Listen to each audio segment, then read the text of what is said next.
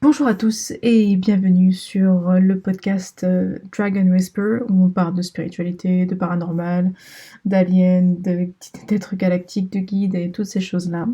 On se pose des questions, on essaie de trouver des réponses dans l'ouverture et dans le cœur, hein, bien sûr. Je suis votre hôte Lucina et aujourd'hui je vous retrouve pour un nouveau podcast sur le sujet de la manifestation. Alors, c'est un vaste sujet, j'en conviens. Beaucoup de monde en parle, manifestation, que tout ce qu'on veut se manifeste dans la matière quand on arrive à trouver le bouton on. Est-ce que nos peurs se manifestent aussi? Qu'est-ce qu'il en est au niveau du collectif, etc. Alors, je vais encore une fois parler avec mes expériences. Hein. Je ne crie pas détenir la vérité, loin de là, je suis comme tout le monde, hein, je me pose des questions. J'essaie juste de trouver des réponses. Alors, apparemment, d'après ce que j'ai pu avoir comme information, que ce soit de mes guidances personnelles, d'avoir échangé avec d'autres personnes, la manifestation, c'est ce que notre esprit ancre dans la matière. C'est-à-dire que là où notre esprit se focus, cela crée une matière. De toute façon, la science est en train d'y arriver puisqu'il y a de plus en plus de démonstrations qui prouvent que c'est l'œil humain qui modifie la matière et l'entrée de la lumière, par exemple, sur une matière. Donc ça, c'est extrêmement important. Quand la science commence à rejoindre la spiritualité, c'est que on touche à quelque chose de très important. Moi, je suis persuadée que la science et la spiritualité sont juste deux parties d'une même facette et qu'on croit à tort que les deux sont leur contraire, alors que je suppose que c'est intégré dans une comment dire, tout est imbriqué. C'est pas la science ou la spiritualité, je pense qu'on n'est juste pas encore assez ouvert pour voir les liens entre les deux. Et d'ailleurs, je pense que c'est pour ça que on a la théorie des cordes qui ne lie pas à la théorie de la relativité. Mais ça, je pense que c'est juste temporaire. Peut-être qu'on a quelques options qui sont fausses, peut-être que les scientifiques ont travaillé sur une mauvaise piste, mais bon, ça, c'est encore un autre sujet. Donc oui, la manifestation. Ce que je peux vous dire, c'est que quand j'ai commencé à travailler moi-même sur la manifestation dans ma vie, où j'ai commencé à travailler sur la positivité, vraiment sur mon bonheur, sur l'appel de mon cœur et m'aligner avec certaines choses qui, euh, qui étaient plus proches de ce que je suis, ben ça n'a pas été facile au départ parce que ça signifiait changer beaucoup de choses. Ça signifiait faire le tri dans mes habitudes, même dans mes relations, dans ce que je me nourrissais, ce que je regardais. Et même si j'avais la peine de changer ces choses-là, j'avoue que c'est pas évident au départ. Parce qu'en fait, c'est un changement qui peut être radical.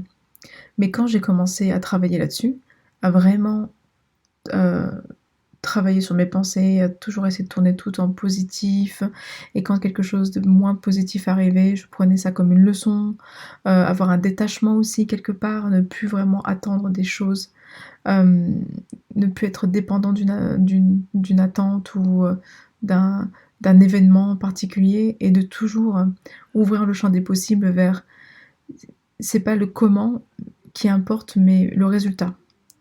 Et j'avais lu plein de choses, j'avais lu la manifestation d'écriture, chanter, se lever le matin et écrire ou penser à certaines choses.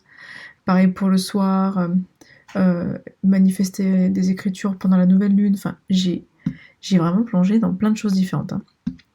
Et en fait, au fur et à mesure de faire cet exercice, qui a été aussi très bénéfique même pour mon salut psychique, hein, de toujours voir le bon côté des choses, même quand c'était difficile, bah, déjà c'était comme une gymnastique qui m'a pas obligée, mais qui m'a menée à être différente, à penser différemment, à être vachement plus cool et à avoir un lâcher prise que j'avais pas du tout avant. Après, c'est pas comment dire, c'est pas solidifié, hein, il faut y travailler toujours, hein, là, comme tout le monde, il y a des moments où c'est n'importe quoi dans ma tête, hein, le lâcher prise, je l'ai plus, je pense très négativement, donc c'est un exercice de tous les jours, quoi. Puis lié à ça avec la méditation, plus d'autre chose, faire des choses qui me plaisaient, qui me plaisent toujours d'ailleurs, que je sens que ça fait monter les vibrations, par exemple. Mais donc j'étais là-dedans, j'ai regardé et effectivement, j'avoue que j'ai changé une partie de ma vie, que j'ai fait venir certaines choses et j'ai manifesté un bon nombre de choses importantes qui me manquaient dans ma vie depuis des années, auxquelles je rêvais, mais je disais que ça n'arriverait jamais. Et c'est vrai que j'ai manifesté ça. Et que ici et maintenant, je peux le dire, je vis dans une ligne de temps que j'ai manifestée, que j'ai désirée. Mais ce qui est étonnant, c'est que je l'ai attiré à moi au moment où je l'ai plus attendu en fait. C'est-à-dire que je travaillais sur la manifestation positive, j'écrivais tous les jours ce que je voulais au temps présent, mais en fait j'avais plus du tout d'attente sur quand et comment. Alors je sais que ça peut paraître un peu, comment dire, c'est un peu antinomique, mais en fait je pense que du moment qu'on lâche l'attente, en fait on enlève une résistance qui fait qu'en fait l'univers il nous apporte ce qu'on a besoin, mais peut-être pas sous la forme qu'on avait imaginée, parce que peut-être que peut-être que la forme de ce qu'on imagine est un frein.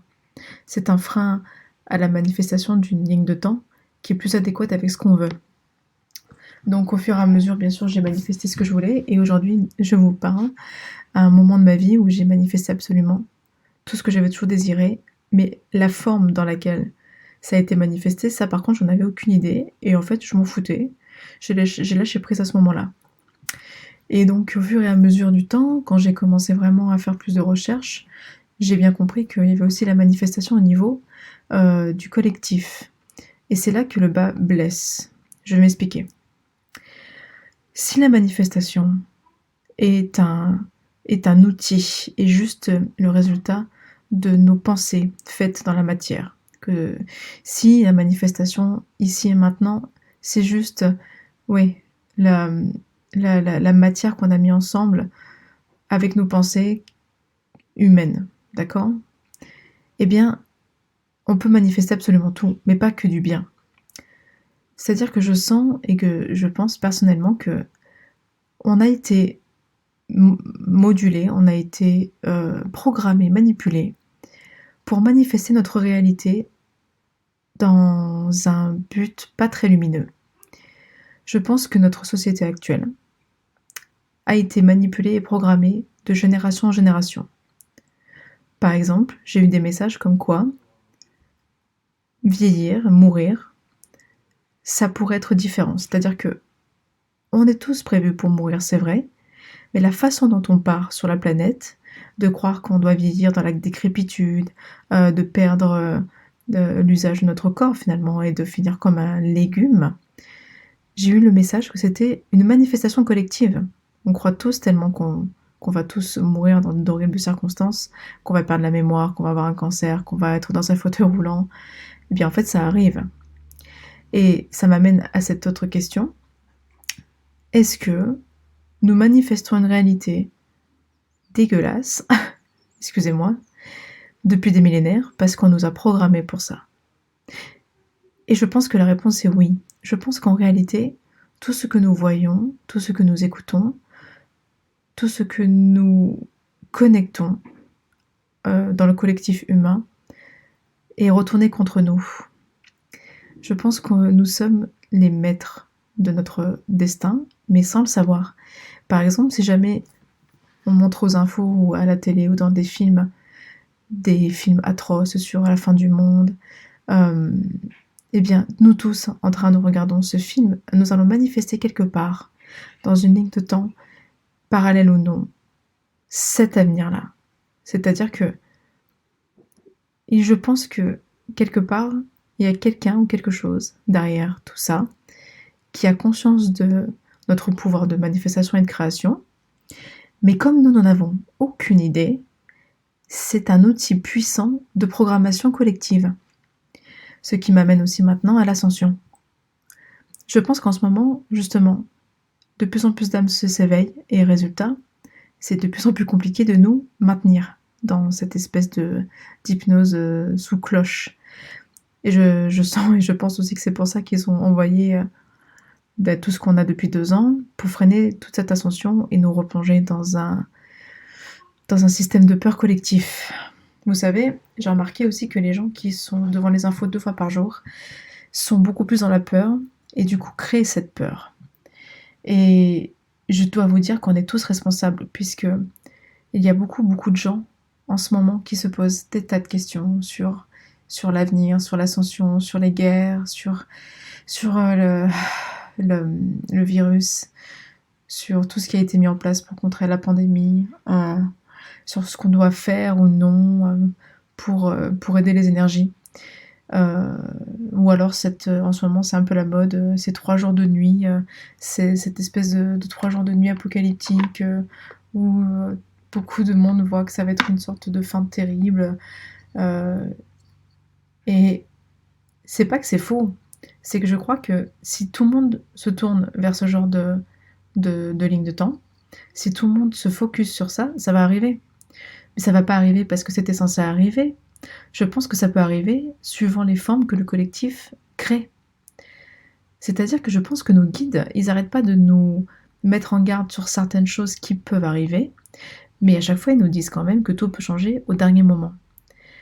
Mais si on se met tous à croire qu'on va avoir une fin terrible, ou une transition terrible, on va l'avoir la transition terrible. Vous voyez ce que je veux dire?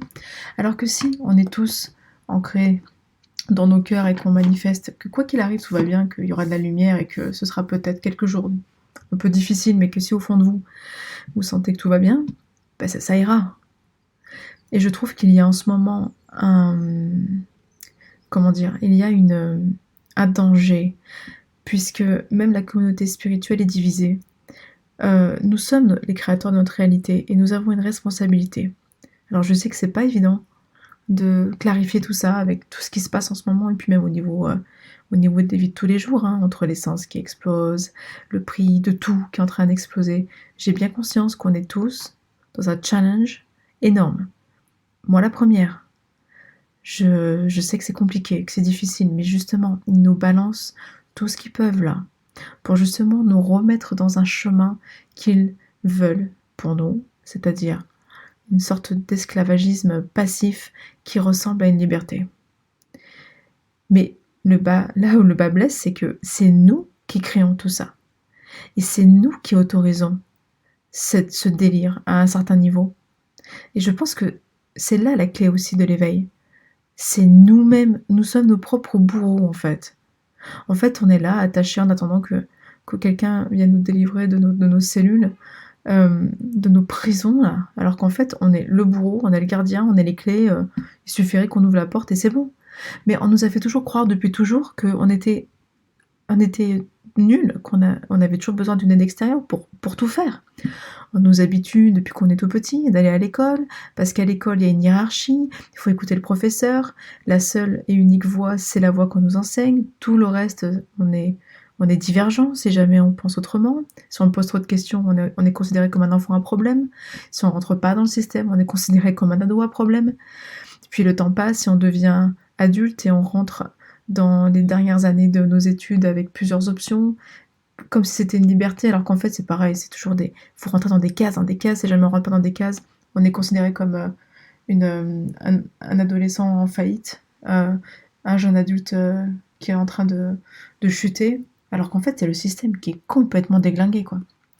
Mais c'est ça, c'est qu'on a toujours été dans ce système-là, donc on co-crée quelque chose depuis des millénaires, et du coup on alimente le système. Est-ce que il ne serait pas temps maintenant, déjà de lâcher les infos, bon ça je le dis tellement de fois, mais il faudrait, mais aussi de se rendre compte que on est co-créateur de tout. Alors, je sais ce que certains d'entre vous vont dire, ouais mais j'ai déjà du mal à manifester pour ma vie, alors manifester pour le collectif, ok. Alors ça je suis d'accord, mais justement je crois que ça commence par nous. Si déjà on se réaligne nous-mêmes dans nos vies, qu'on arrête certaines choses, qu'on change de métier, qu'on déménage, alors que il y a une sorte de sécurité, on a l'habitude, on est tous comme ça. Eh bien, si l'âme ou le cœur vous donne cette envie-là, cette pulsion de changer quelque chose, mais que votre cerveau a peur parce que c'est un gros changement, parce que je sais pas comment faire, mais l'argent, mais si, mais là, je crois que c'est le cœur là qu'il faut écouter. Je pense que si tout le monde se réaligne plus avec ce qu'il est, le collectif va suivre parce que c'est les gens qui ne sont pas alignés, qui croient n'importe quoi, qui ont la trouille, puisque justement ils ne sont pas alignés. Donc je pense qu'il faut le prendre dans ce sens-là plutôt que dans l'autre sens à se dire oh là là mais comment on va faire pour changer le collectif, manifester pour le collectif c'est compliqué. En fait c'est pas compliqué, c'est juste que là on est tous éparpillés, on est tous un peu, certains sont en panique, certains sont cool aussi, hein, il n'y a pas que des gens en panique, ça je pense qu'il y a de tout. Mais il faut qu'on arrive à se calmer et à avouer que tout ce qui se passe c'est aussi notre responsabilité. Alors, j'avais aussi des infos comme quoi la Terre, elle change. La Terre est un être qui a son propre karma et qui, elle aussi, est en train de muter, de muer, et on est dessus. Hein. Forcément, on est aussi sur une vague qu'on essaie de, de surmonter ou de nager, ou chacun notre manière. C'est sûr que c'est des énergies encore différentes et un peu plus fortes, mais ça change pas qu'on arrête ou non de vivre. Je veux dire qu'il faut aussi se dire que la peur de la mort est une illusion. Alors, qu'on soit bien clair, hein, moi j'ai pas envie de partir tout de suite. Hein. Moi j'ai une famille élevée, j'ai bien envie de voir ce qui va se passer, je suis très curieuse en fait. Et puis malgré tout ce qui se passe, moi j'ai un amour profond pour ma vie, pour la planète, pour les gens que j'aime. Quand je me lève le matin, que je vois les oiseaux chanter, quand je vois ces fleurs qui sont en train d'ouvrir, de naître là pendant le printemps, quand j'entends les rires de mon enfant, ou que je prends la main de mon mari, moi je suis heureuse, hein. Je suis heureuse. Et même si le monde s'écoule autour de moi, j'ai vraiment la sensation interne très forte et très ancrée que tout ira bien. Que malgré la tempête, tout ira bien, quoi. Donc, si vous arrivez à trouver dans votre cœur cette espèce d'apaisement et d'ancrage, en fait, il peut vous tomber le ciel sur la tête, vous n'allez pas avoir la même peur. Et puis mourir, qu'est-ce que c'est mourir? Mourir, c'est juste repartir à un autre endroit.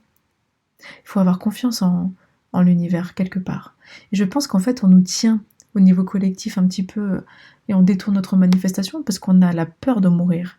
On a la peur de la mort qui est très ancrée, et cette peur qui est viscérale, qui fait appel à notre cerveau reptilien, voilà, eh bien, c'est un outil qui se retourne contre nous.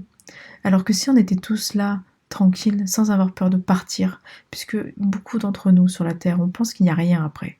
Ou alors il y a quelque chose après, mais c'est suivant les modèles religieux, c'est bon, c'est mauvais, la peur de l'enfer, où est-ce que je vais aller, ou simplement la peur de laisser ceux qu'on aime, c'est vrai. Mais au bout du compte, on va finir par quitter l'enveloppe dans laquelle on est. Alors c'est vrai qu'à mon avis, on manifeste des fins de vie pas très jojo, ou des maladies, des trucs un peu comme ça, et c'est sûr que notre alimentation et notre façon de vivre n'arrangent rien. Mais si jamais on commence à manifester quelque chose de beaucoup plus doux, je pense qu'on pourrait vieillir beaucoup plus sereinement et qu'on arriverait à un stade où on dirait ah mais c'est bon, je peux partir, je suis tranquille, j'ai fait ce que j'avais envie de faire. Et du coup, l'emprise de la mort n'a plus la même saveur. Vous savez, j'ai perdu ma grand-mère l'année dernière, quand j'étais enceinte. Et ça a été terrible parce que j'ai adoré ma grand-mère. D'ailleurs, je pense que c'était une de mes âmes sœurs. C'est pas possible d'être autant lié à un être humain. C'était vraiment quelqu'un que j'adorais, et elle est partie très vite. Mais ça faisait quelques années. Mon grand-père est parti avant elle, et j'adorais aussi mon grand-père. C'est vraiment des gens que j'aimais beaucoup. Quand mon grand-père est parti, elle a commencé à me dire très sereinement que si son heure était venue, elle n'avait pas peur, elle s'en foutait. Et du coup, quand elle a commencé à être malade et qu'elle est partie très vite, ça a été dur pour nous, plus que pour elle. Parce que elle, je sentais sincèrement qu'il y avait une acceptation de son état. Et qu'elle avait fini son cycle, et qu'elle était heureuse, qu'elle avait eu une belle vie. Ceux qui souffraient, c'était nous, en fait. On souffrait de la voir comme ça, on souffrait de son absence, et on souffre toujours de son absence, mais je crois qu'elle, elle était bien. Et quand elle est partie, j'ai rêvé d'elle plusieurs fois, et elle me disait « N'essaie pas de venir me chercher, je vais bien, tout va bien, je veille sur vous, mais c'est pas ton moment, mais moi je suis bien là où je suis, mais tu dois pas venir, c'est pas encore l'heure. » Mais parce que j'essayais de me connecter, d'aller lui parler, elle me manquait tellement que c'était ma façon à moi je suppose, d'arriver à survivre à son absence, surtout en étant enceinte. Mais bon, tout ça pour dire que ma grand-mère, c'est un exemple d'amour. Et je dis pas ça parce que c'est ma grand-mère. Elle était vraiment ça pour plein de monde. Elle avait un amour inconditionnel de tout, tout le temps. Elle était contente de la moindre chose qu'elle avait dans sa vie. Je pense qu'elle m'a appris comment aimer inconditionnellement, beaucoup, tout, tout le temps. Alors, elle était marrante parce que bien sûr, elle avait ses défauts et elle pouvait s'emballer comme tout le monde. Mais au fond d'elle, elle avait cette espèce d'amour inconditionnel. Tout allait toujours bien, quoi. C'était, c'était une force, quoi. Elle aimait tout le monde, ça émanait d'elle. Et pourtant, elle avait un caractère bien trempé, quoi. Quelque part, fallait pas la chercher, mais en même temps, c'était une petite façade parce qu'au fond d'elle, elle aimait tout le monde, vraiment. Elle était incroyablement aimante. Tout le monde l'aimait. Tous les gens qui ont rencontré ma grand-mère l'aimaient. Et ils ont tous été affectés de savoir qu'elle était partie. Mais elle m'a appris que déjà on est juste de passage et que c'est nos actes, même sans penser à la spiritualité ou à la réincarnation ou à l'ascension, c'est nos actes et de l'amour que l'on donne qui restent dans les souvenirs. C'est pas l'argent, c'est pas toutes ces choses qu'on croit être importantes. Elle et mon grand-père m'ont appris que c'était l'amour qui reste. C'est ça l'héritage, au travers de nos enfants ou des gens qu'on aime. Et puis quand j'ai commencé à m'éveiller, je me suis rendu compte que ce genre d'enseignement pouvait être appliqué à absolument tout. Et comme elle était dans l'amour absolu tout le temps, elle a manifesté une super vie. Même s'il y a eu la guerre d'Algérie et qu'elle a dû rentrer, qu'elle a dû partir très très vite parce que ma famille était là-bas depuis des générations et des générations. Hein. Ils ont décidé de rentrer. Mais malgré cette épreuve qui a été terrible pour ma famille, eh bien, elle était heureuse d'être avec ses sœurs, d'avoir son mari avec elle et ses enfants, d'être bien, quoi, de ne pas avoir été attaquée ou de ne pas avoir été au milieu d'une fusillade. Tout ce qu'elle a eu dans sa vie, elle a toujours vu le bon côté des choses. Et résultat, elle a toujours manifesté quelque chose de très positif. Et j'ai eu la chance de vivre dans une famille aimante et très soudée, avec ce genre de manifestation. Et donc je me dis que c'est un exemple à suivre pour le collectif. Je pense que du moment qu'on est ancré chacun dans notre cœur, eh bien on manifeste plus de lumière. Mais si on commence à penser certaines choses, vraiment rentrer dans le jeu de la dualité, manifester qu'on va avoir 3 jours de nuit, manifester qu'on va avoir des pénuries, manifester ci, manifester ça, ça va arriver. Parce que c'est nous qui créons tout ça. Attention, après je dis pas qu'il n'y a pas certaines épreuves qu'on va devoir passer, parce qu'on a aussi des nœuds karmiques là, au niveau collectif qu'on traverse. Mais ça peut être beaucoup plus lissé si on est tous ancrés en amour, et dans la confiance, en se disant « ouais, ça va aller quoi ». Vous voyez ce que je veux dire, c'est un challenge, je pense, de trouver l'équilibre entre les deux. Mais il faut pas non plus être trop bisounours plan-plan, parce que il y a quand même des êtres qui sont mauvais autour de nous, qui vibrent à une fréquence hyper basse, qui attendent de nous bouffer soit physiquement, soit énergétiquement. Donc faut pas non plus être bisounours, mais il faut quand même générer de l'amour. C'est ça, en fait, il faut rester sur ses gardes. Ne pas être candide et croire à tout ce qu'on nous dit. Et peut-être aussi se préparer à certains changements sur la planète ou certaines choses qu'on va peut-être vivre tous ensemble au niveau karmique qui seront peut-être pas faciles. Mais si jamais on est ancré et qu'on manifeste encore de l'amour, je pense qu'au lieu de se prendre la vague dans la figure, on va surfer dessus. Vous voyez ce que je veux dire? Ça peut être un peu compliqué, mais on peut y arriver, quoi. Et j'avais envie de parler de ça, la manifestation. Qu'est-ce que vous en pensez? Est-ce que vous voyez ce que je veux dire? La manifestation, ça peut être utilisé dans un sens comme dans l'autre. Des gens que je connais qui étaient toujours très négatifs, qui trouvaient jamais rien, pas de maison, pas de travail, etc. Quand je leur ai dit de changer leur façon de voir les choses, d'être confiant et de remercier pour des petits trucs, remercier pour la lumière le matin qui caressait leur visage, leurs animaux de compagnie, leurs enfants quand ils en avaient. Eh ben, ces personnes, elles ont finalement réussi, malgré le chaos ambiant, à trouver des maisons, à trouver un boulot. Donc c'est que on tient là quand même une partie de l'explication et du pouvoir. C'est un pouvoir personnel, mais c'est aussi un pouvoir collectif. Et je crois qu'en fait, on nous fait croire depuis trop longtemps qu'on ne sait pas de quoi on parle. Et justement, on manifeste notre propre chaos, quelque part. Ce serait bien plus lissé si jamais on était tous conscients de ce qu'on était. Et en fait, ça fait sens si jamais ça fait des millénaires qu'on nous met dans un système et une société malade pour pouvoir justement manifester nous-mêmes cette maladie. Ça expliquerait aussi qu'on est dans un univers de libre arbitre. Donc, tout le monde se dit, mais attends, c'est Génie arbitre, pourquoi est-ce que je vis dans un monde aussi terrible? Ah bah peut-être parce que nous manifestons ça, nous créons ça depuis des millénaires. Sauf qu'on a oublié qu'on le crée. Parce que pour nous ça semble normal. Donc du coup on oublie. Et on continue. Sauf en ce moment où tout le monde se réveille. Mais ma génération, déjà on commençait à se poser des questions. Je sais que je suis née à la fin des années 80, milieu, fin des années 80. Et déjà, moi, quand j'allais à l'école, je disais à mes parents que c'était n'importe quoi, je voyais pas l'intérêt, je préférais aller dehors, jouer dans la nature, et moi, je rêvais le matin, quand je me levais, de sécher l'école et de me parer dans la colline. Et déjà, ma génération, on était déjà en mode, mais qu'est-ce qu'on fait là? Avec une sensibilité très ancrée de, mais putain, mais je suis dans un monde complètement à côté de la plaque. Tout ce que je fais, c'est à côté de la plaque. Et je suis jamais sortie de cet état d'esprit-là. Quand j'étais au lycée et puis à l'université, je me disais toujours, mais qu'est-ce que je fais là? Je fais ça parce qu'on me l'a dit, mais je vois aucun intérêt. Je sentais que c'était tordu. Pareil pour les religions. Pourtant, j'étais dans une famille très religieuse. Eh ben, je me disais, mais il y a un truc qui va pas. Toute ma vie, je me suis dit, je suis dans un système malade, mais personne ne s'en rend compte.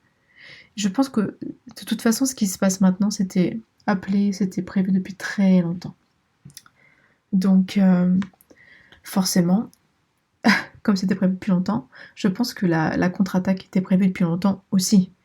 Parce que je pense que ce genre d'êtres ont accès aux lignes de temps, peut-être pas toutes, mais je pense qu'ils savent à peu près ce qui est prévu dans un point de vue énergétique et du coup, en fait, après, ils lancent enfin, pas des fausses, mais des prophéties peut-être, pour nous faire manifester encore une fois une ligne de temps la plus sombre possible. Parce que du moment qu'on arrête de faire ça, je pense qu'ils n'ont plus de pouvoir, si jamais on leur enlève ça. C'est ça qu'on est en train de faire, on est en train de reprendre le pouvoir petit à petit à notre façon, chacun à notre rythme. Donc en fait, ils perdent la mainmise qu'ils avaient sur nous depuis des millénaires là. Enfin, je dis ça, c'est ce que je crois, mais j'espère aussi, hein. Je suis comme vous, hein, je me pose des questions et j'espère juste que c'est bien ça qui est en train de se passer et que c'est pas juste qu'ils font semblant d'être morts pour nous appâter encore plus, quoi. Mais je crois pas, je crois vraiment qu'il y a un changement énergétique, qu'on le veuille ou non, et que la Terre elle-même est en train d'ascensionner aussi. Donc, de toute façon, le mouvement est là, quoi. Et que ce soit nous ou nos enfants, ou qu'ils nous tuent tous, et qu'une nouvelle génération se refait surface, de toute façon, c'est là, quoi. En plus, ils se sont tirés une balle dans le pied parce que en forçant la population du monde à prendre certaines choses, et ben en fait, ils sont en train eux-mêmes de pourrir leur propre bétail. Donc, dans tous les cas, ils se sont tirés une balle dans le pied de toute manière. Alors bon, à voir, on va suivre. Voilà, et bien écoutez, mes chers suiveurs, je vous remercie d'avoir écouté ce podcast. Je suis très très curieuse de savoir vos avis, vos expériences et vos retours, hein, comme d'habitude. Si vous voulez réserver une séance avec moi, une guidance, vous avez les liens dans mon Linktree, vous avez les liens dans la description. Ou alors vous pouvez prendre rendez-vous sur mon site web ou sur mon Gmail, lucinaspiritualité@gmail.com. Tous les tarifs sont sur mon site web. Et je vous remercie, je vous souhaite une super semaine et je vous donne rendez-vous plus tard. Au revoir à tous.